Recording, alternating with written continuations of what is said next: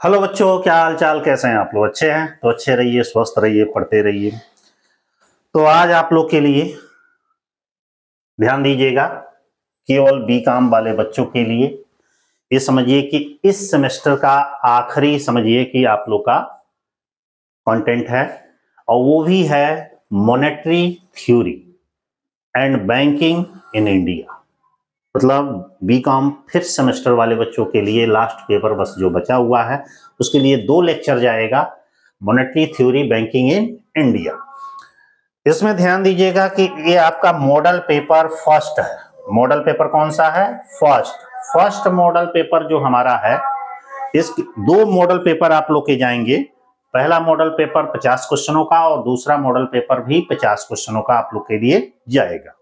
ठीक है, तो जल्दी से तैयार हो जाइए और आप लोग को स्टार्ट कर रहे हैं monetary theory banking in India. एक बार रिवीजन कर लीजिएगा। एक चीज और मैं बता दूं कि जो ये सारे क्वेश्चंस है पिछले ईयर में जो पूछे गए हैं क्वेश्चंस, मैक्सिमम क्वेश्चंस वही हैं और कुछ एडिशनल क्वेश्चंस भी हैं। ठीक है, कौन से क्वेश्चंस हैं? जो लास्ट ईयर में एग्जाम हुआ है वो वाले क्वेश्चन, अब कुछ एडिशनल क्वेश्चंस भी इसमें ऐड हैं, तो पढ़ लीजिएगा। और दूसरी सबसे बड़ी जरूरी चीज ये है, monetary theory banking in India में कुछ क्वेश्चन ऐसे होते हैं जो फर्स्ट पेपर के हैं, सेकंड पेपर में भी आ जाते हैं, क्योंकि सब मनी और बैंकिंग से रिलेटेड है। और कुछ क्वेश्चन ऐसे हैं जो मतलब सेकंड के हैं, फर्स्ट में आ जाते हैं। तो आप लोग पूरा दोनों लेक्चर अच्छे से पढ़िएगा। अभी तो ये पहला है, इसके बाद दूसरा भी हम प्रोवाइड करेंगे जल्दी। दूसरी चीज कि फर्स्ट वाले में मनी वाला पार्ट और क्रेडिट वाला पार्ट और कमर्शियल बैंकों का पार्ट ज्यादा है, और सेकंड वाले में जो है उसमें आरबीआई की जो क्रेडिट पॉलिसी है उससे रिलेटेड ज्यादा क्वेश्चंस पूछे जाएंगे। तो आइए शुरू करते हैं, जल्दी से तैयार हो जाइए और कम से कम लाइक तो एक बटन दबा ही दीजिए, ठीक ना, और वीडियो को अपने फ्रेंडों में भी शेयर कर दीजिए। आइए शुरू करते हैं, ध्यान दीजिएगा। लिखा हुआ है monetary theory banking in India, ये आपका पेपर है और इस पेपर का पहला लेक्चर है हमारा फर्स्ट एमसीक्यू क्वेश्चन। बहुत ही सिंपल क्वेश्चन है। ये सब क्वेश्चन ऐसे हैं जो जीके या अदर कॉम्पिटिटिव एग्जाम में भी काम आने वाले हैं, इसलिए इसे मिस ना करिएगा, अच्छे से पढ़िएगा। चलिए शुरू करते हैं। सर्वप्रथम क्षेत्रीय ग्रामीण बैंक, ध्यान दीजिएगा, क्षेत्रीय ग्रामीण बैंक जिसको RRBS कहा जाता है, मतलब रीजनल रूरल बैंक की स्थापना की गई थी। ये एक साल में क्वेश्चन पूछा भी गया है। क्षेत्रीय ग्रामीण बैंक की स्थापना कब की गई थी भाई? 27 सितंबर 1975, 2 अक्टूबर 1975, 2 नवंबर 1976, 12 जुलाई 1982। बता सकते हैं? तो ऑप्शन नंबर बी सही है, 2 अक्टूबर 1975 को क्षेत्रीय ग्रामीण बैंक की स्थापना की गई थी। अगला क्वेश्चन, नेक्स्ट क्वेश्चन है, थोड़ा सा ये बड़ा है। लिखा है कि उस उपकरण का नाम बताइए जो तरलता की अवधि के दौरान, उस उपकरण या इक्विपमेंट का नाम बताइए जो तरलता की अवधि के दौरान व्यक्तियों, निगमों और कंपनियों को जारी किया जा सकता है, जबकि बैंक वृद्धि धीमी होती है लेकिन ऋण की मांग अधिक होती है। कह रहा है कि वो तरलता का कौन सा उपकरण है जिसे व्यक्तियों, निगमों और कंपनियों को जारी किया जाता है और बैंक जमा में उससे वृद्धि धीमी होती है लेकिन उसकी डिमांड अधिक होती है। वो हमारा है कॉमर्शियल पेपर, मतलब वाणिज्यिक पत्र, मांग मुद्रा, जमा प्रमाण पत्र और ट्रेजरी बिल। सोच के बताइए इन दोनों में से कौन सा ऑप्शन सही होगा, बताइए जल्दी से। वो हमारा ऑप्शन नंबर सी सही होगा, जिसका नाम है जमा प्रमाण पत्र। कौन सा सही होगा? जमा प्रमाण पत्र, option number C. Next question,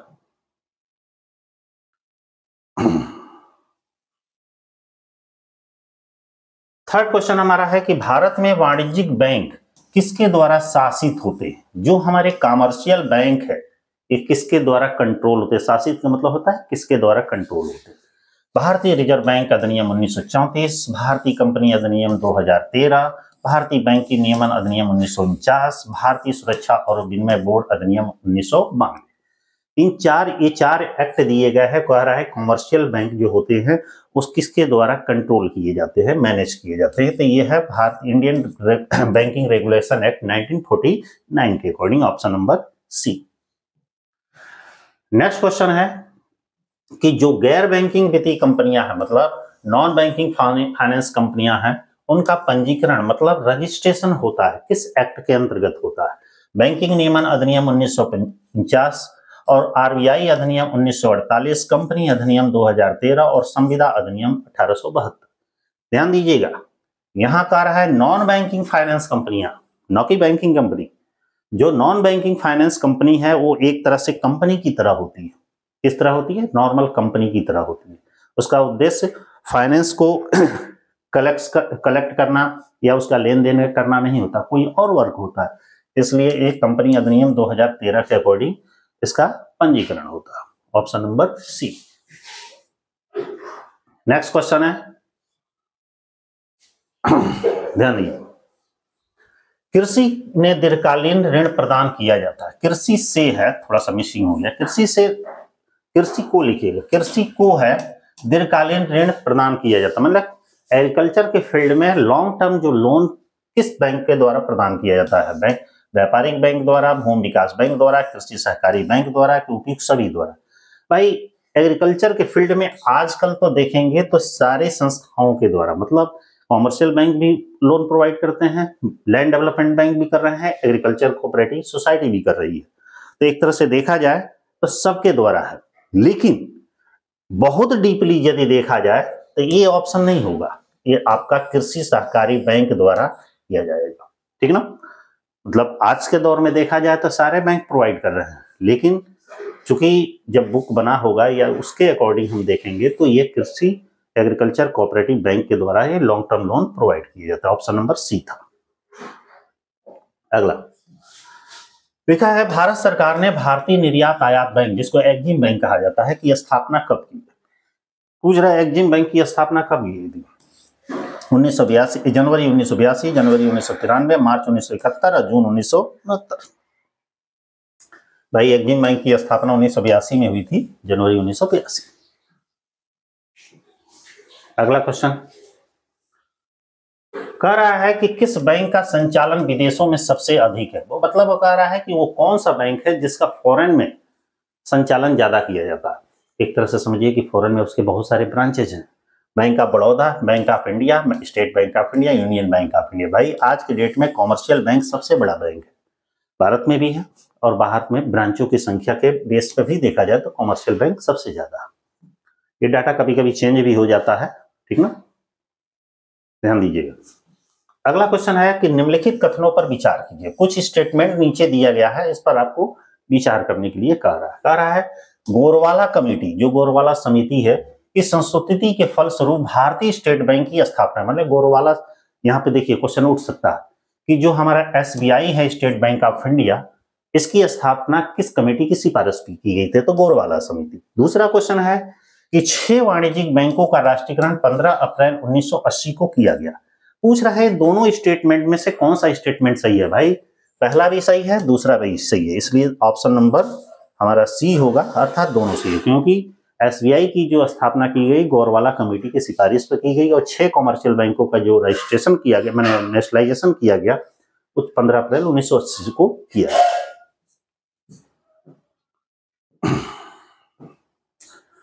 next question है कि दीर्घकालीन प्रतिभूतियों की खरीद और बिक्री के लिए वित्तीय बाजारों को कहा जाता है। देखिए लॉन्ग टर्म जो सिक्योरिटीज होते हैं उसके खरीदने और बिक्री के लिए जो उसका फाइनेंशियल मार्केट है उसको किस नाम से जाना जाता है? मुद्रा बाजार, उपभोक्ता बाजार, पूंजी बाजार, इनमें से कोई नहीं। सोच के बताइए कि किसके द्वारा किया जाता है। उसको कैपिटल मार्केट कहा जाता है। लॉन्ग टर्म जो सिक्योरिटी का सेल एंड परचेस किया जाता है वो आपके कैपिटल मार्केट के थ्रू किया जाता है। नेक्स्ट क्वेश्चन कह रहा है निम्नलिखित में से कौन सा कॉल मनी की विशेषता है? कह रहा है नीचे कुछ नाम दिए गए हैं, इसमें से पूछ रहा है कौन कॉल मनी, ठीक ना, ठीक ना, की विशेषता है। ध्यान दीजिए, कॉल मनी की पहली विशेषता है कि इसकी परिपक्वता अवधि 1 से 30 दिन के बीच होती है। यह एक ऐसी विधि है जिसके माध्यम से बैंक एक दूसरे से उधार लेते हैं। ए बी दोनों सही है और इनमें से कोई नहीं है। बताइए 10 नंबर क्वेश्चन का ऑप्शन कौन सा सही होगा?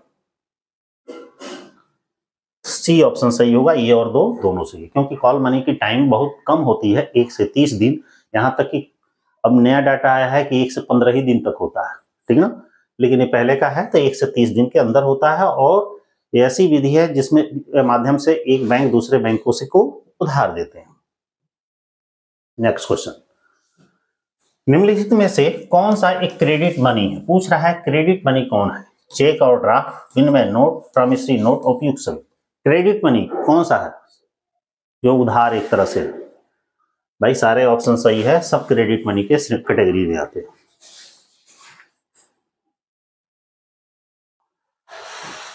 अगला क्वेश्चन, निम्नलिखित में से कौन सी संख्या सहकारी साख त्रिस्तरीय ढांचे में सम्मिलित नहीं है? ध्यान दीजिएगा, जो कोऑपरेटिव सोसाइटी है, जो सहकारी साख जो समिति है, वो त्रिस्तरीय है। त्रिस्तरीय का मतलब है कि जिला लेवल, राज्य स्तर और राष्ट्रीय स्तर, 3 क्राइटेरिया में होती है। पूछ रहा है कि कौन नहीं है? भाई राज्य सहकारी समिति होता ही है, केंद्रीय सहकारी समिति होता ही है, और प्राथमिक सहकारी साख समिति होता ही है। क्षेत्रीय ग्रामीण बैंक नहीं होता है। ऑप्शन नंबर सी सही।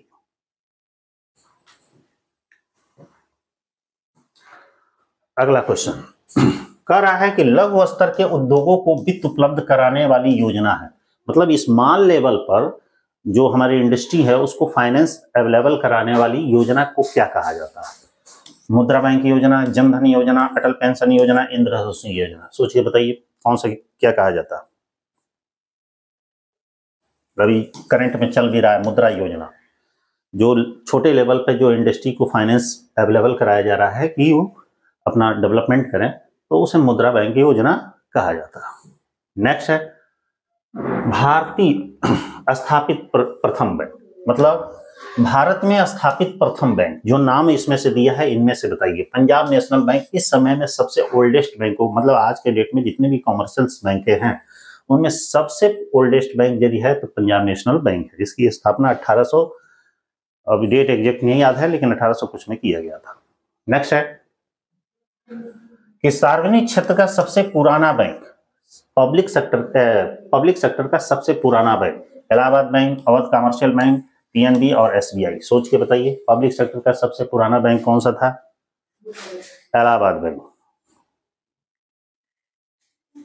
कौन सा बैंक था? इलाहाबाद बैंक।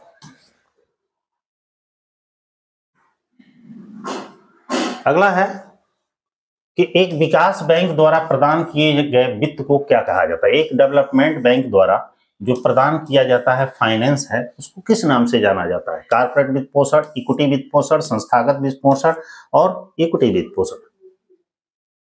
डबल डबल हो गया क्या? बताइए क्या कहा जाता? संस्थागत वित्त पोषण, option number C. IDBI, industrial development bank of India की स्थापना कब की गई? 1964, ये डेट एग्जैक्ट याद रखिएगा।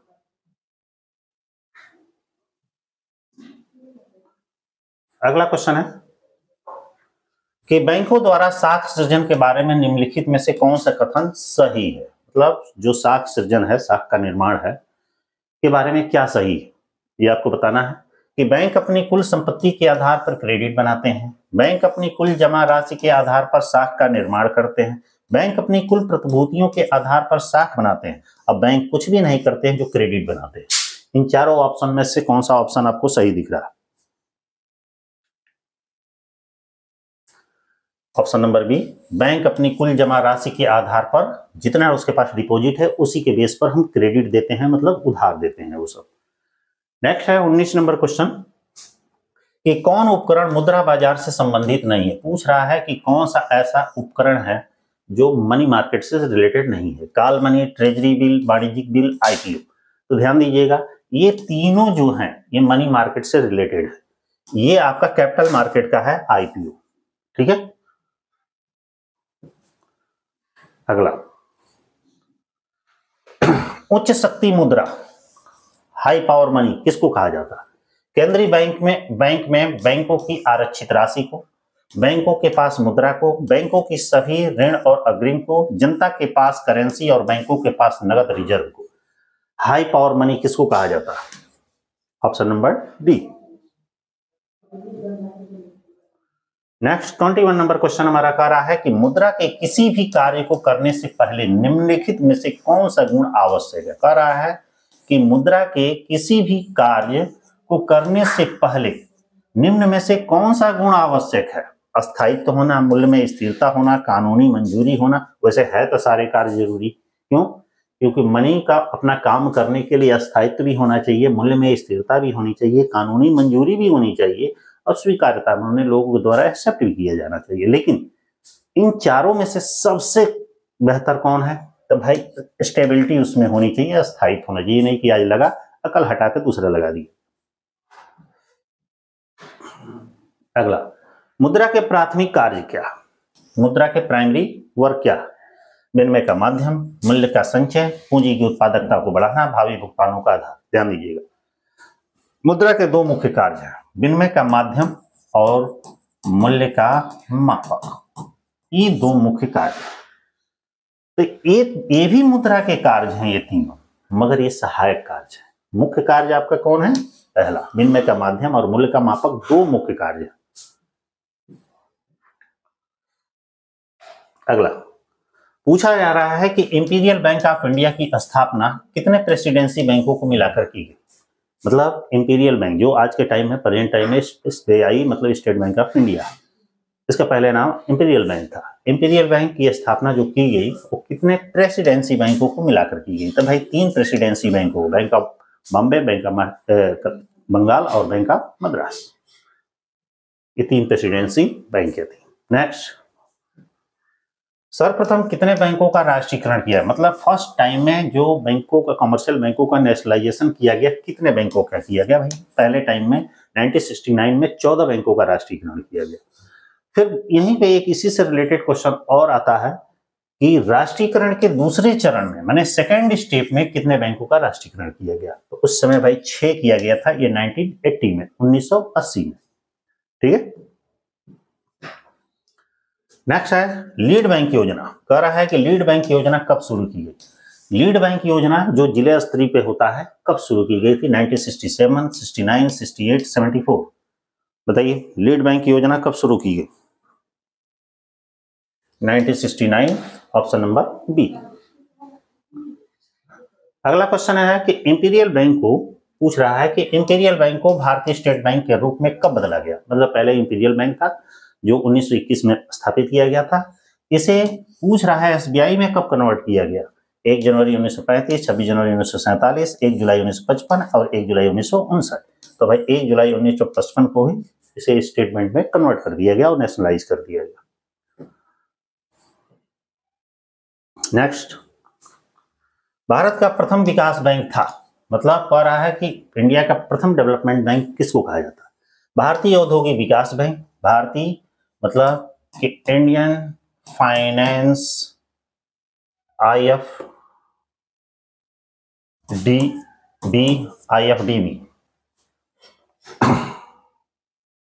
है नहीं, इंडियन ये नहीं है, इंडियन इंडस्ट्रियल डेवलपमेंट बैंक, इसको शॉर्टकट में कहा जाता है IDBI।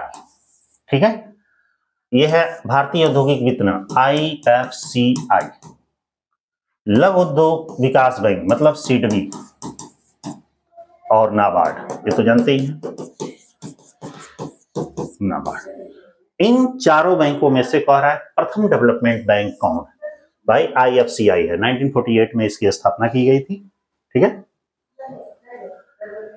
नेक्स्ट है 29, देश का तीसरा सबसे बड़ा निजी क्षेत्र का ऋणदाता। देश का सबसे बड़ा तीसरा निजी क्षेत्र का ऋणदाता कौन है जिसका नाम आधिकारिक तौर पर एक्सिस बैंक लिमिटेड में बदल दिया गया? मतलब वो तीसरा कौन सा ऋणदाता है? HDFCI bank, HDFC bank, Centurion bank, Lord Krishna bank, UTI unit trust of India. Next पूछ रहा है कि निम्नलिखित में से कौन सा भारत का एक संगठित क्षेत्र नहीं है? मतलब दो तरीके के क्षेत्र होते हैं, संगठित और असंगठित। संगठित का मतलब है जिसका किसी कानून के द्वारा या बैंकिंग रेगुलेशन एक्ट के द्वारा रजिस्ट्रेशन करा के उसको चलाया जाता है, और असंगठित का मतलब है जिसका कोई विशेष रजिस्ट्रेशन की जरूरत नहीं होती है, कोई भी आदमी कर सकता है, जैसे साहूकार, महाजन, ठीक ना, सूदखोर, ऋणदाता, इसको कहा जाता है असंगठित क्षेत्र। और संगठित क्षेत्र का मतलब जैसे जितने भी हमारे बैंक है या जितने भी फाइनेंस संस्थाएं हैं, इसमें है राष्ट्रीयकृत बैंक, ये संगठित क्षेत्र है। क्षेत्रीय ग्रामीण बैंक संगठित है। सहकारी बैंक संगठित है। चीट फंड और साहूकारी ये असंगठित क्षेत्र। नेक्स्ट, ट्रेजरी बिल से रिलेटेड है। ट्रेजरी बिलों के संदर्भ में निम्नलिखित कथनों पर ध्यान दीजिए। मतलब ट्रेजरी बिल के संबंध में कुछ स्टेटमेंट दिए गए, आपको बताना है कि कौन सही है कौन गलत है। ठीक है, चलिए। ये रिजर्व बैंक की ओर से भारत सरकार द्वारा जारी किए जाते हैं। मतलब कह रहा है ट्रेजरी बिल रिजर्व बैंक की ओर से भारत सरकार द्वारा जारी किए जाते हैं। सामान्यतः ये अल्पकालीन उधार देते हैं, मतलब ये बहुत कम टाइम के लिए लोन देते हैं। ट्रेजरी बिल किसी भी भारतीय नागरिक द्वारा नहीं खरीदे जा सकते। ट्रेजरी बिल कह रहा है किसी भी भारतीय नागरिक द्वारा नहीं खरीदे जाते हैं। नीचे दिए गए कथनों को सही उत्तर चुनिए। सभी सही है ना भाई, सब तो सही नहीं है। बी और सी सही है कि केवल बी सही है? बताइए कि कोई सही नहीं है, सोच के बताइए। केवल इसमें से एक ऑप्शन सही है बी, इसलिए ऑप्शन नंबर होगा आपका सी। ठीक ना, कि ट्रेजरी बिल अल्पकालीन उधार प्रदान करते हैं। अगला क्वेश्चन है कि भारतीयों द्वारा कॉर्पोरेट किया गया पहला बैंक कौन सा है? माने भारतीयों के द्वारा कॉर्पोरेट किया गया पहला बैंक पूछा जा रहा है। इंपीरियल बैंक ऑफ इंडिया, भारतीय स्टेट बैंक, अवध वाणिज्यिक बैंक, भारतीय रिजर्व बैंक। अवध कॉमर्शियल जो बैंक है ये भारतीयों के द्वारा स्थापित किया गया पहला बैंक। ठीक है, अगला कह रहा है नेक्स्ट, अवध कॉमर्शियल बैंक की स्थापना कब की गई? जो अवध कॉमर्शियल बैंक है इसकी स्थापना कब की गई? तो जो अवध कॉमर्शियल बैंक है 1981, 1881, 1894, 1898, 1899। सोच के बताइए कब की गई थी? 1981 में की गई थी। ठीक है, एक सेकंड।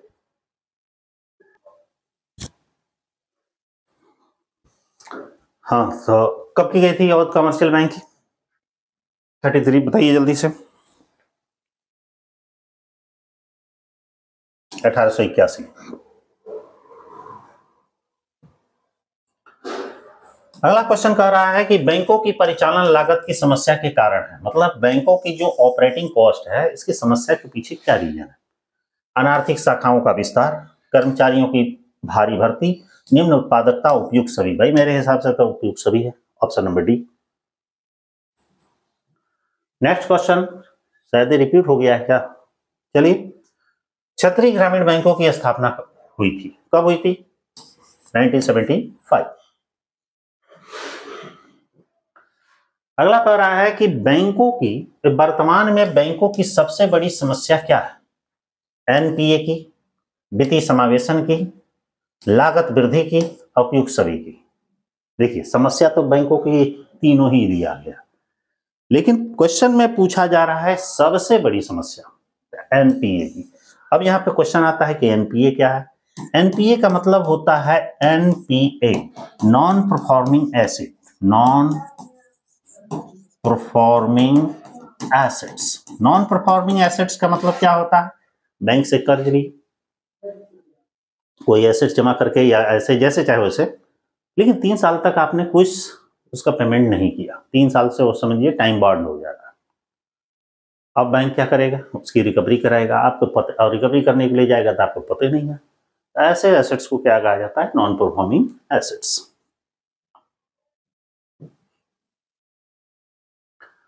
अगला क्वेश्चन है कि बैंकों पर नियंत्रण करने हेतु अधिनियम है। मैंने बैंकों पर कंट्रोल करने के लिए कौन सा एक्ट बनाया गया? बैंकिंग विनिमय अधिनियम 1949, मैंने banking regulation act 1949, banking regulation act 1950, banking regulation act 1951 and banking regulation act 1955। तो बैंकिंग रेगुलेशन एक्ट कब बना था? 1949 में। नेक्स्ट क्वेश्चन कह रहा है कि कौन विशेष रूप से छोटे व मध्यम उद्योगों के लिए बनाई गई वित्तीय विकास संस्था, मतलब स्मॉल और मीडियम लेवल के जो इंडस्ट्री है उसके लिए कौन सा फाइनेंस बैंक ऐसा है जो फाइनेंस करता है, या कौन सी ऐसी संस्था है जो स्मॉल और मीडियम लेवल के इंडस्ट्री के लिए बनाई गई है? सिडबी, नाबार्ड, आईडीबीआई और आईएफसीआई। ध्यान दीजिएगा। जो सिडबी है इसी का नाम है स्मॉल स्केल इंडस्ट्री, मतलब इसी को बनाया गया है लो और मतलब स्मॉल और मीडियम लेवल के इंडस्ट्री के लिए। नेक्स्ट क्वेश्चन है कि कौन सी एजेंसी सभी प्रकार के कृषि और ग्रामीण विकास की ऋण आवश्यकता से विशेष रूप से चिंतित है। मतलब वो कौन सी एजेंसी है जो कृषि और ग्रामीण विकास के ऋण की आवश्यकता के संबंध में विशेष रूप से चिंतित है। IDBI, NABARD, state bank of India और भारतीय रिजर्व बैंक। सोच के बताइए भाई कौन सबसे ज्यादा चिंतित है। आरबीआई एक ऐसी एजेंसी है जो कृषि और ग्रामीण डेवलपमेंट के ऋण देने की जो जरूरत है या उससे संबंधित जो भी बातें हैं या प्रावधान है उसके लिए बहुत चिंतित है, क्योंकि सारी गाइडलाइंस, रूल, रेगुलेशन वही बनाती है। नेक्स्ट क्वेश्चन है हमारा 40 नंबर, निम्नलिखित में से क्या आरक्षित धन में शामिल नहीं है। मतलब रिजर्व मनी में क्या शामिल नहीं है। मुद्रा प्रचलन में नहीं है, मुद्रा प्रचलन में है। आरबीआई के पास बैंकरों की जमा राशि, सरकार आरबीआई के पास जमा करती है और बैंकों के पास जमा की मांग। इन चारों ऑप्शनों में से कौन सा ऑप्शन सही है बताइए। आरक्षित में शामिल नहीं है। बैंकों के पास जमा राशि आरक्षित में उसके रिजर्व में शामिल नहीं होता, क्योंकि बैंकों के पास जो भी डिपॉजिट है कब आएगा, कस्टमर ले जाएगा, कोई पता नहीं। नेक्स्ट क्वेश्चन है कि भारत में बैंकों द्वारा प्राथमिकता वर्ग में दिया जाने वाला ऋण निम्नलिखित में से किस क्षेत्र को दिया जाने वाला ऋण है। कह रहा है भारत में के बैंकों द्वारा जो प्रायोरिटी दी जाती है कि जो ऋण प्रदान किया जाएगा वो किस क्षेत्र में दिया जाने वाला ऋण है। नवीनीकरण ऊर्जा, आवास, थोड़ा सा और ऊपर इसको कर दें, पूरा क्वेश्चन दिखे, ठीक ना। क्वेश्चन तो देख ही लिए कि भारत में बैंक जो प्रायोरिटी देते हैं कि किस क्षेत्र में ऋण दिया जाएगा, उस सेक्टर कौन सा है। क्वेश्चन हमारा ये है। ऑप्शन थोड़ा नीचे बड़ा क्वेश्चन था। नवीनीकरण ऊर्जा में ऋण दिया जाता है कि आवास में, कि शिक्षा में, कि सामाजिक अवसंरचना में, मतलब सोशल इंफ्रास्ट्रक्चर्स में। तो ध्यान दीजिए बैंकों द्वारा जो ऋण दिया जाता है ये चारों सेक्टर में दिया जाता है, इसमें उसकी प्राथमिकता बैंकों की रहती है। तो ऑप्शन नंबर डी सही है। 1, 2, 3, 4 सभी सही है। नेक्स्ट है 42 नंबर, की सहायक कंपनी माने किसकी सहायक कंपनी के रूप में औद्योगिक विकास बैंक की स्थापना की गई। मतलब औद्योगिक विकास बैंक की स्थापना किसकी सहायक कंपनी के रूप में की गई। भारतीय reserve bank, SIDBI, state bank of India, भारतीय औद्योगिक ऋण एवं विनिवेश निगम। ध्यान दीजिएगा यह जो industrial development bank of India है ये आरबीआई के समझिए सहयोग के रूप में या उसके सहायक के रूप में बड़े इंडस्ट्री को बढ़ावा देने के लिए आईडीबीआई की स्थापना की गई, चूंकि ये रिजर्व बैंक की अनुमति के द्वारा, इनके द्वारा नहीं की गई है। नेक्स्ट है निम्नलिखित में से कौन सा एक विकास बैंक है। निम्न में से कौन सा एक विकास बैंक है, मतलब डेवलपमेंट बैंक है। एचडीएफसी, मतलब एचडीएफसी ऐसे ज्यादा समझ में आएगा। NHB, NHB, axis bank, axis bank और डीसीबी, डीसीबी। कौन सा एक डेवलपमेंट बैंक है सोच के बताइए। दिख ही रहा है एचडीएफसी है, ठीक है ना। बाकी बैंकों को डेवलपमेंट बैंकों की कैटेगरी में आती ही नहीं है। भारत में विदेशी बैंकों की संख्या है, देखिए यह डाटा हमेशा बदलता रहता है। प्रेजेंट टाइम में 45, मतलब कुछ साल पहले 45 है, प्रेजेंट टाइम का भी पता नहीं, हमेशा 1-2 कम होते रहता है, मतलब 45 है बुक के अकॉर्डिंग। अगला है व्यापारिक बैंकों की क्या समस्या है। जितने भी हमारी कमर्शियल बैंकें हैं इनकी क्या समस्या है। अधिक उधार देना, ये भी समस्या है। उधार बकाया राशि, माने उधार देने के बाद मिलना नहीं है। निगरानी का अभाव, मतलब उस पर ज्यादा फोकस करना है, उसके बारे में देखना है। उपयुक्त सभी, मतलब सारे ऑप्शन सही है, अर्थात व्यापारिक बैंकों की ये तीनों ही समस्याएं हैं। अगला है भारत में बीमा क्षेत्र में का नियामक संस्था कौन है। भारत में बीमा सेक्टर, इंश्योरेंस सेक्टर का जो कंट्रोल कौन करता है। सेबी तो करता नहीं है, तो स्टॉक एक्सचेंज से रिलेटेड है। IRDA, insurance regulatory development authority of India, ये बीमा क्षेत्र में ये कंट्रोल करता है। नाबार्ड तो करता नहीं है, PFRDA ये भी नहीं करता है। अगला क्वेश्चन है, भारत के पहले सूचीबद्ध स्टॉक एक्सचेंज का नाम बताइए। मतलब वो लिस्टेड कौन सा स्टॉक एक्सचेंज है जो भारत का पहला है। MCX, BSE, NSE और भारत का OTC एक्सचेंज। बताइए, लिस्टेड पहला स्टॉक एक्सचेंज नहीं है, सूचीबद्ध मतलब लिस्टेड एक्सचेंज के बारे में पूछा जा रहा, वो है Bombay stock exchange, BSE। Next question है कि बैंकिंग प्रणाली में सुधार हेतु की गई सिफारिश है। बैंकिंग सिस्टम में सुधार के लिए कौन सी सिफारिश की गई है। लिखा है निर्देशित विनियोग, ब्याज दरों का ढांचा, निर्देशित उधार कार्यक्रम, उपयुक्त सभी। तीनों ही ऑप्शंस किए गए हैं बैंकिंग प्रणाली में सुधार के लिए। और 49 नंबर क्वेश्चन हमारा कह रहा है कि बैंकिंग ढांचे की संरचनात्मक व्यवस्था पर सिफारिश थी। मैंने बैंकिंग ढांचे की संरचना पर कौन सी सिफारिश थी। अंतरराष्ट्रीय स्तर के बैंक, राष्ट्रीय स्तर के बैंक, स्थानीय, उपयुक्त सभी। सोच के बताइए कौन सा था। सभी। ठीक है, तो इस तरह 40 नहीं हुआ, अभी 50 भी है, एक क्वेश्चन और होगा। 50 नंबर क्वेश्चन कह रहा है, निम्नलिखित में से कौन सा भारत का पहला विकास बैंक है। पहला बैंक IFCI, HFC, नाबार्ड, राज्य औद्योगिक विकास बैंक, न्यूयॉर्क। बताइए भारत का पहला विकास बैंक का क्या नाम था।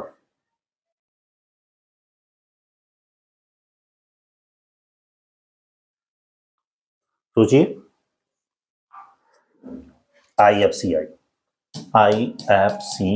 इसकी स्थापना 1948 में की गई थी। ठीक है,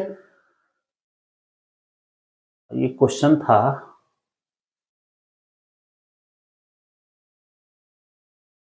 ये वाला क्वेश्चन थोड़ा सा चेक कर लीजिएगा। ये 49 नंबर थोड़ा एडिट कर लीजिएगा। बैंकिंग ढांचे की संरचनात्मक व्यवस्था पर बैंक, अपने भारत में बैंकिंग ढांचे की संरचनात्मक व्यवस्था राष्ट्रीय स्तर पर किया गया था। इसका ऑप्शन नंबर बी, डी नहीं होगा, ऑप्शन नंबर बी होगा। ठीक है, इस तरह आप लोग का 50 क्वेश्चन आप लोग का हो गया। और इसके बाद से हम दूसरे लेक्चर में मिलते हैं, जिसमें हम RBI और अदर RBI की जो क्रेडिट पॉलिसी है उससे संबंध में जाएंगे। बस यही 2 लेक्चर के बाद से बीकॉम का इस सेमेस्टर का फाइनल कंप्लीट हो जाएगा। इसे अच्छे से पढ़ लीजिएगा, आपके एग्जाम में काफ़ी हेल्प मिल जाएगा। ऑल द बेस्ट, फिर मिलते हैं किसी दूसरे लेक्चर में।